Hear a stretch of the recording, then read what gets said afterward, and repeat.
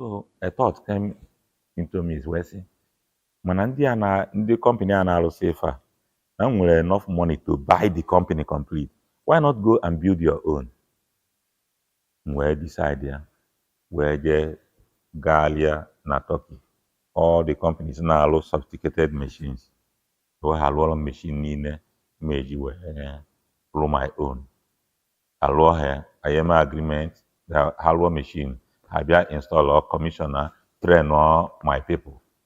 Etu a ka m si wee nata ozugbo bido rụba Seahorse ebe a rụrụ ya na Anambra steeti. Ugwumba zụta mmanụ Seahorse tata ka ị mara na e nwere ihe dị iche na capital B na Ụkwụnama. Ma engine oil ya na ATF ọ ga-enye gị ihe na-achọ maka ọba ya ọma na-ere onwe ya. Seahorse bụ azụgidere ya ruo nke na ha anaghị arụpụta ozi one na-achọ in a month. O wee ruo in 2015 m wee jụọ ha sị ha kedu ihe kpatara na unu anaghị arụ ịmụ one m chọrọ n'ọnwa. Ebe a sị nnọọ ego na ọ bụ na nye ha ego ka ha atụọ ship load of raw material na ha ada arụ ime one m chọrọ. Wee sị ha ego one ka ha chọrọ mgbe ha sị na ha chọrọ mụ sendwuola ha $6.2 million na ha ya arụ ibe m one m chọrọ. M sendiala ha ego a na-ekwu ife na-ekozi na-echerezie na hey na mma flood Nigeria wutere mmanụ na-enezi anya ka ihe anụ bịabazie karịa ọ na-abịa na mbụ kama ịdazi arị ọ na-ada ada. M na-ajụzi ha gịnị ebuzi ihe bụ asị ya na ship nọ n'ụzọ na custom na-ekiri ya na ịgbaga akọ ha stori taa akọ echi. Wee osizie na-agbadazi nke na onwezigbo ruru in a week or in a month ọ bụrụ kọntena ịnọ ma ọ bụ ebuo ka ya ọ gbadatazie nke ntu ya wee sị mba m wee gaba Turkey. Eruo m na Turkey companies m batara na ya maka ha wee sị m na m ama ihe na-eme. Newspaper dị na tebụl egosi ha sagị ọ bụrụ picture company ahụ na the owner of the company. Wee sị ọ gị na-eme asị ya na bankrupt. Dịtị na acha m nya agba nghalị asị ya na the company enwerozi ego even na gọọmenti tiri an administrator to manage the company. Ihe nke ọ dị nke amaghị m ihe ọ dị nke ọma eme m continue gabazie na company ahụ gọgụ jezie anya m ekeghị m ọ bụrụkwazie eziokwu na the company nwere nnukwute nsogbu. Onye bụ the export manager mụ na ya na-ediri asị m na eziokwu mụ gbaa ha akwụkwọ mụ kpụpụ ha court maka ego m maka asatụ mgbe anwa that $6.2 million fọziri $3.2 million. Eshipụ na nke $3 million. Mkpọpụzie ha court na court ahụ court ekpebie sị na bankrupt na ha dị bankrupt na ego m etu aka ego ha si wee ọ bụ wee sị ndị ahụ ngwa ebe ọ bụ na unu anaghị arụzi ka m werezie jezie na company ọzọ jee rụbazie Seahorse ka m rụbazie ya na company ọzọ. Ajụ ha sị na m agha arụ ya na company ọzọ maka abịa na Turkey ọha nwe the franchise in Turkey mana mụnwa nwe the franchise in 17 African countries. So wee jezie create another brand called Mega Rich. Jezie na company ọzọ rụba ya. So a thought came into me is wee sị mana ndị company a na-arụsị ife a na m nwere enough money to buy the company complete. Why not go and build your own? Wee decide ya wee jee galia na Turkey. All the companies na-alụ sophisticated machines. So ha lụọrọ machine niile ma eji wee rụọ my own. Alụọ ha ayeme agreement ha lụọ machine ha bịa install or commissioner train all my people. Etu a ka m si wee nata ozugbo bido rụba Seahorse ebe a rụrụ ya na Anambra steeti rụbazie ya rụchaa ya ebut machines anata ebido ọrụ bidozie ọrụ so aka anyị si wee bido Seahorse.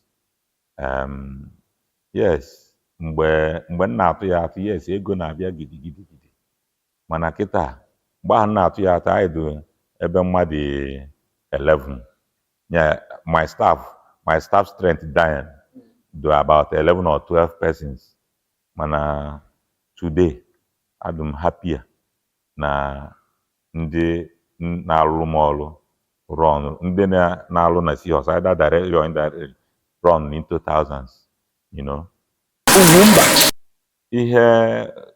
Ofu ihe na-enye m ọṅụ kacha enye m ọṅụ n'ụwa bụ na mụnwa anwa ịkwụ ụgwọ akwụkwọ siri ndị na nna m ike mgbe anyị na-agụ akwụkwọ na bụkwazi otu mụnwa anwa ka secondary school nke dị n'obodo anyị bụ Ihembọsị Community Secondary School na kemgbe 2009 wee ruo kịta anyị nọ na 2024 which is about 15 years na enyere ha scholarship both school fees, NECO fee and WAEC.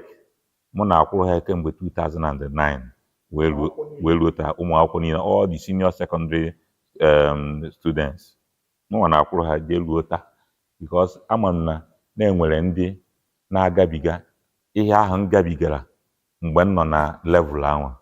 Ama m na enwekwa parents o siri ike ịda akwụ ụmụ ha ụgwọ akwụkwọ so mkpebie n'obi m sị na m enye aka ụdị ọbụla m nwere ike isi mee fụ na onwe ha nwata n'obodo anyị ya drop out of school maka ụgwọ akwụkwọ maọbụ ụgwọ WAEC or NECO.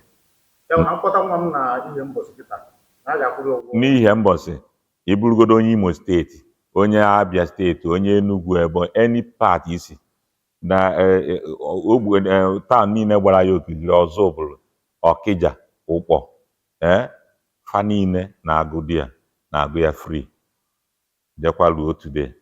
Ọzi na 2004 anụnwa ka our solution governor nyere free education ka mma akwụ from 2025 na mma ha akwụzi ụgwọ akwụkwọ mana mma continue na-akwụ ụgwọ WAEC and NECO maka na WAEC and NECO abụrụ free na our state so mma continue na-akwụ that one.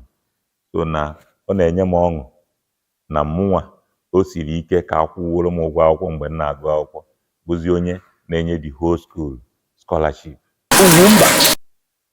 Ihe ndị ọzọ m mezikwa dịka na-abịakwa na obodo a bụ enwere ụzọ link ihe ala local government and ekwusigo local government.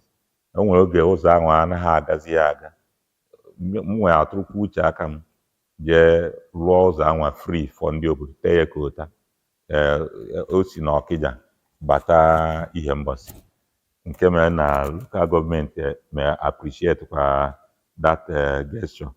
Then ịlụ ụlọ ụka si ịlụgharịsị ụlọ ụka igosi moto nye ndị nche things like that bụ ihe ndị na-eme na this locality.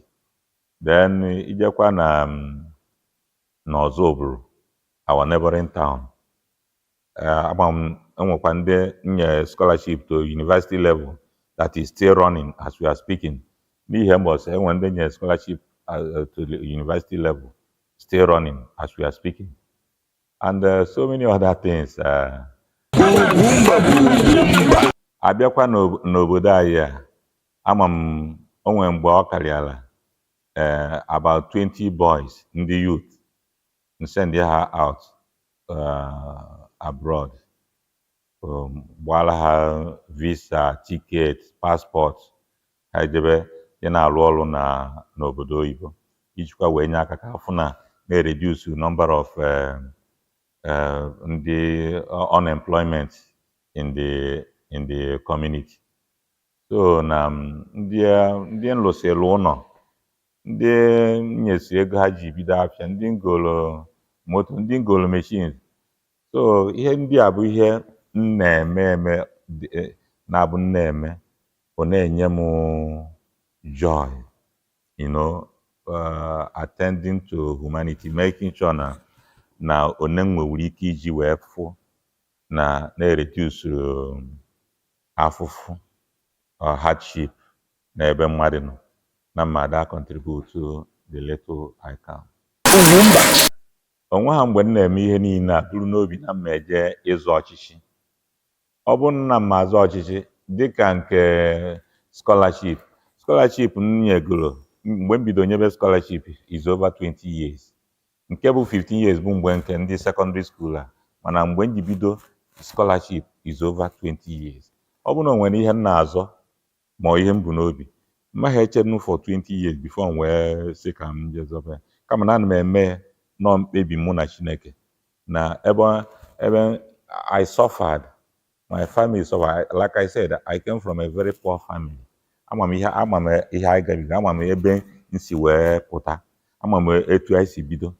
So m nwee mkpebi ahụ na mmada enye aka n'efu na na-eficha ndị nwere ike ificha anya mmiri. Ọ bụghị maka ịzụ ọchịchị ọ nọ ịzụ ọchịchị. Iwe ọchịa na ịgakwu ma na Facebook ịfụ na ihe m mesigoro di a bụ ihe karịgoro ahụ 15 ohu ahụ. So na ọ bụghị ihe maka sineti taa.